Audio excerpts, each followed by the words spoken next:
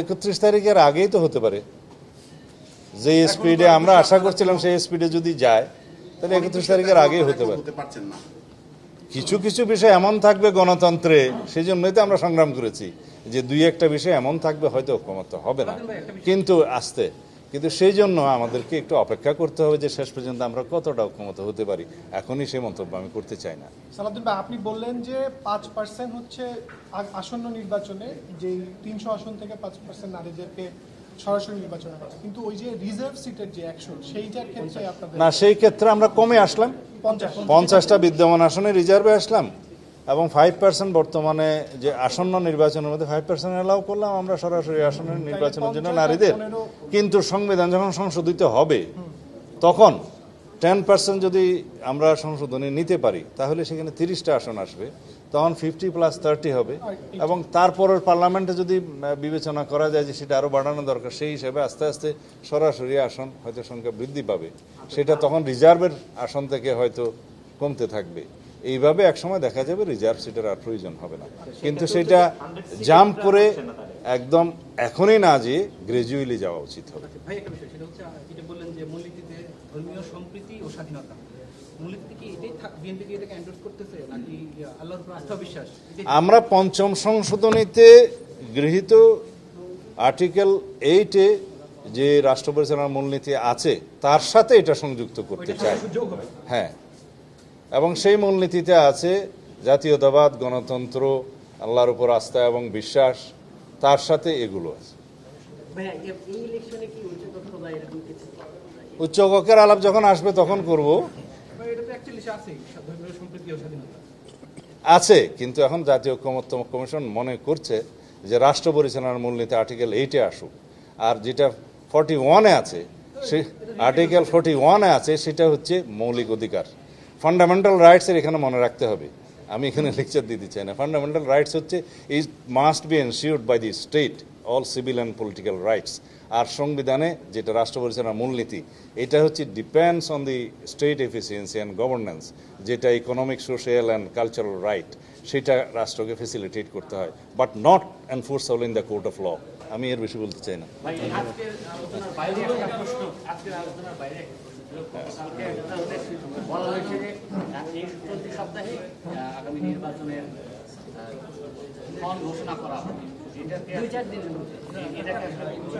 এটা জাতীয় ঐক্যমত্য কমিশনের বাইরের প্রশ্ন, তারপরও আমি প্রশ্নটা নিলাম। আমি সবসময় আমরা দলের পক্ষ থেকে মাননীয় প্রধান উপদেষ্টার প্রতি আহ্বান জানিয়েছিলাম যে লন্ডন বৈঠকের পর যে প্রতিশ্রুত এবং সম্মত দিন, তারিখ, মাস, যে ফেব্রুয়ারির প্রথমার্ধের পয়লা সপ্তাহে, রমজানের আগের সপ্তাহে নির্বাচন, জাতীয় সংসদ নির্বাচন অনুষ্ঠানের জন্য সম্মত হয়েছেন এবং সেই বিষয়ে একটা যৌথ প্রেস ব্রিফিং করেছেন, সেটা যথাযথ প্রক্রিয়ায় নির্বাচন কমিশনকে সেটা জানানো উচিত প্রধান উপদেষ্টার অথবা তার অফিস থেকে। সেটা আজকে আলোচনা শুরু করেছিলাম একটা স্বাধীন পুলিশ কমিশন গঠন বিষয়ে।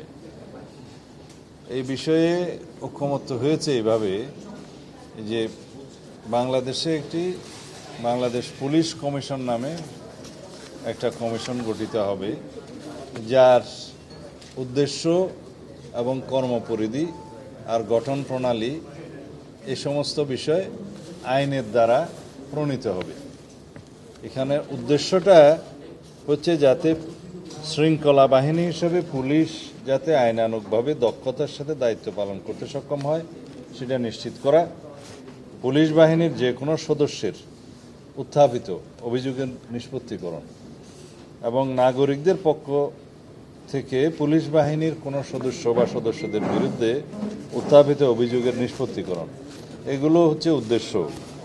আর কমিশনের গঠন প্রক্রিয়া কি হবে সেটা এখানে কিছু বিষয় বিবেচনার জন্য কমিশন পরামর্শ প্রদান করেছে, তবে এখানে বলা আছে যে কমিশনের গঠন প্রণালী জাতীয় সংসদে প্রণীত আইনের দ্বারা নির্ধারিত হবে এবং সেই ক্ষেত্রে তাদের পরামর্শসমূহ বিবেচনায় নেয়ার জন্য তারা এখানে প্রস্তাব রেখেছে, এটা যাতে সেই কমিটি গঠনের ক্ষেত্রে আইন প্রণয়নের সময় বিবেচনায় নেওয়া হয়। আর সেই কমিশনের মৌলিক দায়িত্ব কী হবে, কার্যপরিধি কী হবে ইত্যাদি, তাও আইনের দ্বারা নির্ধারিত হবে এবং সেই ক্ষেত্রে তাদের যে পরামর্শমূলক কিছু এখানে প্রস্তাবনা আছে সেটা ডিটেইল আমি এখানে বর্ণনা করলাম না। তাদের কার্যপরিধি কী হবে, দায়িত্ব কী হবে, কিভাবে সেই ফাংশনগুলো ডিসচার্জ করবে, তদন্ত কিভাবে হবে ইত্যাদি বিষয়গুলো আইনে নির্ধারিত হবে এবং তখন যেন তাদের প্রস্তাবিত এই বিষয়গুলো বিবেচনায় নেওয়া হয় গুরুত্ব সহকারে, সেই প্রস্তাব তারা করেছেন। এখানে ঐকমত্য হয়েছে, যেহেতু এটা আইনের ব্যাপার, সেটা জাতীয় সংসদে বিস্তারিত আলাপ আলোচনার মাধ্যমে তাদের প্রস্তাবিত যে সমস্ত সুপারিশগুলো আছে বিবেচনা নেওয়ার জন্য, সেটার বাইরেও আরও অনেক বিষয় হয়তো উত্থাপিত হতে পারে এবং এমবডিড হতে পারে, আমরা আশা করি। এবং রাষ্ট্রে যাতে পুলিশ বিভাগের কর্মকাণ্ড একটা জবাবদিহিতার আওতায় আসে এবং জনগণের সেবা যাতে নিশ্চিত করা হয় এবং পুলিশ যাতে জনবান্ধব হয়, প্রকৃত অর্থে যে পুলিশ যেন মানে জনগণের বন্ধু হিসেবে প্রতিভাত হয়, সেটা প্রতিষ্ঠা করার জন্য এটা প্রয়োজন আছে বলে সবাই মনে করছে। আর জনগণের কোনো অভিযোগ যাতে শুধুমাত্র পুলিশ বিভাগে নির্ধারিত নিয়মে আপত্তি উত্থাপন করলে সেগুলো নিষ্পত্তি সাধারণ নিয়মে এখন পাওয়া যায় না, সেই জন্য তারা স্বাধীনভাবে একটা স্বাধীন কমিশনের কাছে যাতে অভিযোগটা উত্থাপন করতে পারে এবং সেটা তদন্ত হতে পারে যথাযথ প্রক্রিয়ায়, এবং এমনকি বিচার বিভাগীয় তদন্তের বিষয়েও এখানে প্রস্তাব করা আছে, সেই হিসাবে যাতে জনগণ সেই প্রতিকারটা পায় সেই পথটা উন্মুক্ত করা। দ্বিতীয় বিষয়ে রাষ্ট্র পরিচালনার মূলনীতি সংক্রান্ত যে বিষয়টা উত্থাপিত হয়েছিল, এটা আজকে সহ মোটামুটি 4 দিন মতো আলোচনা হয়েছে। রাষ্ট্র পরিচালনার মূলনীতির ক্ষেত্রে কমিশনের যে প্রস্তাব, সেই প্রস্তাবটা আমরা একমত হয়েছি। বিষয়টা এরকম যে রাষ্ট্র পরিচালনার মূলনীতির ক্ষেত্রে স্বাধীনতার ঘোষণাপত্রে উল্লেখিত যে বিষয়গুলো, সাম্য, মানবিক মর্যাদা, সামাজিক ন্যায় বিচার, তার সাথে গণতন্ত্র, ধর্মীয় স্বাধীনতা ও সম্প্রীতি, এই বিষয়গুলো যুক্ত করে মোট কথা সাম্য, মানবিক মর্যাদা, সামাজিক সুবিচার, গণতন্ত্র এবং ধর্মীয় স্বাধীনতা ও সম্প্রীতি, এই বাক্যটা যুক্ত করতে হবে। কিসের সাথে? সংবিধানের অনুচ্ছেদ 8-এ রাষ্ট্র পরিচালনার মূলনীতি যেটা বিবৃত আছে, যেটা বর্তমানে মানে বিদ্যমান আর্টিকেল 8-এ যেটা উল্লেখ করা আছে, সেটা হচ্ছে পঞ্চদশ সংশোধনীতে গৃহীত অবস্থা। সেই অবস্থার সাথে আমরা দ্বিমত। আমরা পঞ্চম সংশোধনীতে গৃহীত যে সমস্ত মূলনীতি সেটার সাথে একমত। সেখানে মহান আল্লাহর উপর আস্থা এবং বিশ্বাস আছে, সেখানে গণতন্ত্র আছে, জাতীয়তাবাদ আছে ইত্যাদির সাথে মহান আল্লাহর উপর আস্থা এবং বিশ্বাস, এই কথাগুলো পঞ্চম সংশোধনের পরবর্তীতে গৃহীত হয়েছে, পঞ্চম সংশোধনীতে গৃহীত হয়েছে। এখানে আমরা একমত। কিন্তু এই বিষয়টা কি নির্ধারিত হবে সেই বিষয়ে যথেষ্ট বিতর্ক আছে। কিছু কিছু রাজনৈতিক দলের প্রস্তাব হচ্ছে যে 72 সংবিধানে যেভাবে ছিল, অর্থাৎ পঞ্চদশ সংশোধনীতে যেটা পুনর্বহাল করা হয়েছে, সেই জায়গায় তারা থাকতে চান এবং তার সাথে এটা যুক্ত করতে চান। তো এই বিতর্কের শেষ হয়নি, কিন্তু একটা বিষয়ে আমরা একমত হয়েছে আমাদের দলের পক্ষ থেকে, আমরা জানিয়ে দিয়েছি যে রাষ্ট্র পরিচালনার মূলনীতি অনুচ্ছেদ 8 কিভাবে সংশোধিত হবে, সংশোধিত হোক বা না হোক, কিভাবে নির্ধারিত হবে সেটা জাতীয় সংসদে নির্ধারিত হবে। কিন্তু যাহাই নির্ধারিত হোক, তার সাথে এই বাক্যটি আমরা উল্লেখ করতে, সংযুক্ত করতে আমাদের কোনো আপত্তি নাই, আমরা সম্মত। এটা হচ্ছে রাষ্ট্র পরিচালনার মূলনীতির বিষয়। এই বিষয়ে হয়তো ঐকমত্য কমিশন আপনাদেরকে আজকে ব্রিফ করতেও পারে অথবা পরবর্তীতে করতে পারে, যেহেতু এই বিষয়টা বিতর্ক আছে সেই জন্য। তবে আমাদের অবস্থানটা আমরা পরিষ্কার করছি আগে যেভাবে বলেছি। তৃতীয় বিষয়টি হলো, একটা বিষয়ে আগে আলোচিত হয়েছিল এবং প্রায় সবাই এক জায়গায় এসেছিল, সেই বিষয়টা আজকে আলোচনা ব্যতিরেকে সবাইকে জিজ্ঞেস করা হয়েছে, সেটাতে আমরা একমত কিনা বিষয়টা বলি। আমরা আমাদের দলের পক্ষ থেকে আমি উপস্থাপন করেছিলাম যে রাষ্ট্রে সাংবিধানিকভাবে, সংসদীয়ভাবে বা যে কোনোভাবে স্বৈরতন্ত্রের উদ্ভব যাতে না হয়, ফেসিবাদের উৎপাদন যাতে না হয়, সেটা বন্ধ করার জন্য এক ব্যক্তি প্রধানমন্ত্রী পদে সর্বোচ্চ 10 বছরের বেশি বহাল থাকবেন না বা ওই পদে আরোহণ করতে পারবেন না, সেই প্রস্তাবটা আমাদের। সেটা যতবারেই হোক, যত মেয়াদেই হোক, বছরটা সীমাবদ্ধ করে দেয়া হলো। তো এইখানে আমাদের সেই প্রস্তাবের সাথে আমাদের একটা শর্ত ছিল। শর্তটা ছিল যে আমরা সাংবিধানিক কোনো প্রতিষ্ঠানে এবং সংবিধিবদ্ধ কোনো প্রতিষ্ঠানে কমিটি করে যে নিয়োগের প্রস্তাবটা হয়েছিল সেটার সাথে আমরা একমত থাকব না।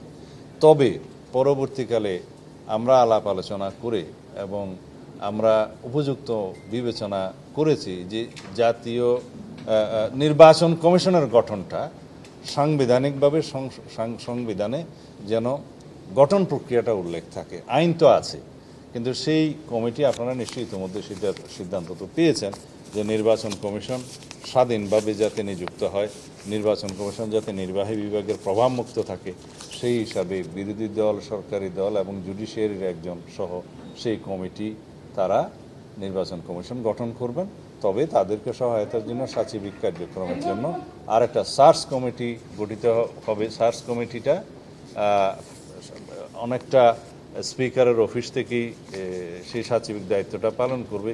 তারা সারা দেশ থেকে নাম প্রস্তাব করবেন, জনগণ সেখানে নাম প্রস্তাব করতে পারে, সমাজের বিভিন্ন শ্রেণী পেশার লোক এবং রাজনৈতিক দলকে প্রস্তাব করবে, রাজনৈতিক দলসমূহ প্রস্তাব করবে। সেই নামগুলোর থেকে শর্ট লিস্টিং করে স্ক্রুটিনি করে তারা সেটা ওই সর্বোচ্চ কমিটির কাছে প্লেস করবে এবং সেই সাংবিধানিক কমিটিটা যারা নির্বাচন কমিশন নিয়োগ করবেন, নির্বাচন কমিশনের সদস্য এবং প্রধান নির্বাচন কমিশনদের নিয়োগ করবেন, সেই কমিটির কাছে প্লেস করবে। কিন্তু সেই কমিটিও নিজস্ব বিবেচনায় এই শর্ট লিস্টিংয়ের বাইরেও তারা নিজস্ব বিবেচনায় তাদের নাম প্রস্তাব করতে পারবেন, অন্য নাম প্রস্তাব করতে পারবেন। সেইটা আমরা গ্রহণ করেছি। আমাদের সেই কন্ডিশন থেকে আমরা সরে এসে নির্বাচন কমিশন গঠন প্রক্রিয়ার সাথে একমত হয়েছে। আপনারা ইতিমধ্যে সেটা জানেন। এখন বিষয় রইল, তত্ত্বাবধায়ক সরকার যদি ইন প্লেস হয়, এইভাবে স্বাধীন নির্বাচন কমিশন গঠিত হয় এবং প্রধানমন্ত্রীর মেয়াদ যদি সর্বোচ্চ 10 বছরে নির্ধারিত হয়, আমরা কোনোভাবেই আর মনে করি না রাষ্ট্রে কোনো রকমের স্বৈরতান্ত্রিক, ব্যক্তিতান্ত্রিক স্বৈরতন্ত্র বা ফেসিবাদের কোনো উৎপত্তি হতে পারে। তো সেই দৃষ্টিতে আমরা আজকে যখন কমিশন প্রস্তাব করলো যে আপনারা কি এখনও সেই প্রস্তাব আছেন, আমরা যে হ্যাঁ আমরা আছি, সেটা আমাদেরই প্রস্তাব। তো সেইটাও আজকে হয়তো আপনাদেরকে জানাতে পারে যে ঐকমত্য কমিশন, যে প্রধানমন্ত্রীর মেয়াদ যতবারই হোক, যত মেয়াদেই হোক, সর্বোচ্চ 10 বছরের বেশি কোনো ব্যক্তি প্রধানমন্ত্রীর পদে থাকতে পারবেন না। এটা একটা অগ্রগতি। আর এরপরে আরেকটা বিষয় হচ্ছে নারী আসন নিয়ে, সেটা এখন আলোচনা চলছে। আমি আপনাদের অনুরোধে প্রেসের সাথে কথা বলার জন্য চলে এসেছি, সেটা এখনও আলোচনার টেবিলে আসে, কিন্তু আমি আমার প্রস্তাব দিয়ে এসছি, সেটার উপর আলোচনা হচ্ছে। প্রস্তাবটা হচ্ছে আমাদের দলীয় বিবেচনায় যেটা আমরা আমাদের প্রস্তাবটা দিয়েছিলাম কমিশনের কাছে, আপনারা সবাই জানেন, সেটা বিদ্যমান 50 আসন যেটা সংরক্ষিত মহিলা আসন আছে, নারী আসন, তা বৃদ্ধি করে 100তে উন্নীত করা, কিন্তু নির্বাচন প্রক্রিয়া আগের মতোই আসনের অনুপাতে হওয়া, সেটা ছিল আমাদের প্রস্তাব। এখন আমরা সমাজের বিভিন্ন শ্রেণী পেশার মানুষের সাথে আলাপ করেছি, বিশেষজ্ঞজনদের আলাপ করেছি, নারী সংগঠনগুলোর সাথে আলাপ করেছি এবং বিভিন্ন প্রস্তাব বিভিন্ন পক্ষ থেকে যা দেয়া হয়েছে ঐকমত্য কমিশনে, সেটা আরও কয়েকদিন আলাপ হয়েছে। সেই প্রস্তাবগুলো আমরা বিশ্লেষণ করে দেখলাম অন্ততপক্ষে কিছু সংখ্যক আসন নারীরা যাতে সরাসরি নির্বাচনের মধ্য দিয়ে আসতে পারে সেই বিবেচনাটা রাখার দরকার। তো সেই জন্য আমরা আজকে প্রস্তাব করেছি, যেহেতু নারী সমাজ এখনও সেই পর্যায়ে আমার বাংলাদেশে উন্নীত হয় নাই যেখানে সবগুলো আসনে সরাসরি নির্বাচন করে প্রতিদ্বন্দ্বিতা করার মতো, এবং সমাজের একটা পর্যায়ে গিয়ে সেই অগ্রগতি হলে তখন সেটা আবার বিবেচনা করা হবে, যখন আমরা এখন রিভাইজ বিবেচনা করছি। যেমন তাতে আমরা প্রস্তাব করেছি এই আগামী জাতীয় সংসদ মানে আসন্ন জাতীয় সংসদ নির্বাচনে, যেহেতু তার আগে সংবিধান সংশোধিত হচ্ছে না, এই নির্বাচনের জন্য একটা জেন্টলম্যান এগ্রিমেন্ট হিসেবে সবার ঐকমতের ভিত্তিতে আমরা ওই 300 আসনের যেটা সরাসরি নির্বাচনের জন্য আছে, সেই জায়গায় যদিও নারী পুরুষ সবার জন্য উন্মুক্ত, সেখানে আমরা একটা বিধান মৌখিকভাবে এগ্রিড হয়ে আনতে চাচ্ছি যে এইবার যেই দল 300 আসনে মনোনয়ন দেবে তারা কমপক্ষে 5% সরাসরি মহিলাদেরকে মনোনয়ন দেবে সরাসরি আসনে প্রতিদ্বন্দ্বিতা করার জন্য। এটার জন্য সংবিধান সংশোধন লাগছে না, কিন্তু সংবিধান সংশোধন যখন হবে, সেই সংশোধিত সংবিধানের ভিত্তিতে পরবর্তীতে যখন নির্বাচন হবে তখনকার জন্য আমরা প্রস্তাব করছি তখন 10% সরাসরি আউট অফ 300, মানে এই যে বিদ্যমান 300 আসনে সরাসরি নির্বাচন হয় তার মধ্যে 10% যেন নারীদেরকে মনোনয়ন দেওয়া হয় প্রত্যেক দল, সেই বিধান রাখা। তাতে করে 30টা আসন আসবে। তাইলে বিদ্যমান সংরক্ষিত 50টা থাকলে তখন 30টা আসন সহ 80-তে উন্নীত হবে। এইভাবে যদি সমাজের অগ্রগতি লক্ষ্য করা যায়, নারী সমাজের অগ্রগতি লক্ষ্য করা যায় এবং জাতীয় ভিত্তিতে যদি জনমত আসে, তখনকার বিবেচনায় তার পরবর্তী পার্লামেন্ট হয়তো এই ডাইরেক্ট নির্বাচনের বিধানটা আরও সম্প্রসারিত করতে পারে। তো সেটা বিবেচনা নেওয়ার জন্য আমরা ফ্লোরে আমাদের প্রস্তাবটা দিয়েছি। আমরা বিশ্বাস করি কিছু সংখ্যক আসনে নারীরা সরাসরি প্রতিদ্বন্দ্বিতা করে আস্তে আস্তে গ্র্যাজুয়ালি সেই অবস্থায় উন্নীত হোক, যখন এক সময় দেখা যাবে কোনো সংরক্ষিত আসনের প্রয়োজন হবে না, সবাই সরাসরি নির্বাচন করতে পারবে। ধন্যবাদ। বাকি 100 আসনের 31 কথা জুলাইয়ের বলুন। মধ্যে বাকি ওই যে কমিশন reserve seat আলোচনা যেটা শেষ 100% করতে চায়। সামনে আসে ভালো হয়। এর মধ্যে আলোচনা শেষ করা সম্ভব হবে, ঐকমত হবে? কিন্তু আমরা নিজেরা যাই আলোচনা করি, অথবা মাননীয় প্রধান উপদেষ্টা আইন শৃঙ্খলা বাহিনীর সাথে আলোচনা করুক বা রাজনৈতিক দলের সাথে আলোচনা করুক, সেটা নির্বাচন কমিশনের জন্য ধর্তব্য হবে না। নির্বাচন কমিশন তখনই সেটা নির্দেশনা অথবা অনুরোধ হিসেবে মেনে নেবে যখন অফিসিয়ালি সেই কমিউনিকেশনটা, সেই মেসেজটা যে আগামী ফেব্রুয়ারির প্রথম সপ্তাহের মধ্যে অথবা 10 দিনের মধ্যে নির্বাচন অনুষ্ঠানের জন্য মাননীয় প্রধান উপদেষ্টা একটা অনুরোধপত্র পাঠিয়েছেন অথবা নির্দেশনা পাঠিয়েছেন। নির্দেশনা এখানে হবে না, যেহেতু স্বাধীন নির্বাচন কমিশন এখানে অনুরোধপত্র পাঠাবে। তো সেটার জন্য আমরা অপেক্ষা করছি। সেটা হয়তো আগামী কয়েকদিনের ভিতরে দিতে পারে বলে কয়েকজন রাজনীতিবিদ হয়তো গতকালকে বলেছেন, কিন্তু সেটা হচ্ছে প্রেসের সাথে রাজনীতিবিদদের কথা। কিন্তু এটা এফেক্টিভ হবে যখন মাননীয় প্রধান উপদেষ্টা অফিসিয়ালি এটা ভাষণ দিয়ে জাতিকে জানাবেন এবং সেটা নির্বাচন কমিশনকে কমিউনিকেট করবেন। ধন্যবাদ।